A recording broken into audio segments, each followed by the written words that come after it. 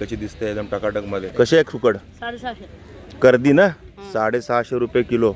थोडाफार रेट होईल घ्यायला आल्यावर.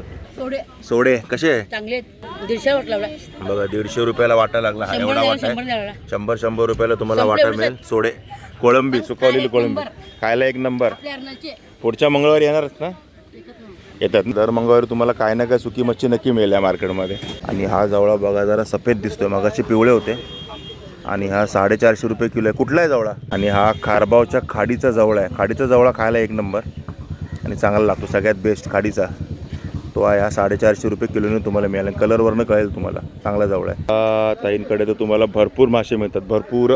बघा 800 रुपये किलो वाम आहे, खारातली वाम आहे. तुम्हाला ताजे मासे नाही मिळत आहेत, पण सुके मासे क्वालिटी मिळतील एकदम. रुमईचं खारातलं हे कसं बघा, हे 700 रुपये किलो आहे. कोलाडचं आहे सुकं 1000 रुपये किलो आहे. आणि कशी दिसते एकदम टकाटक मध्ये.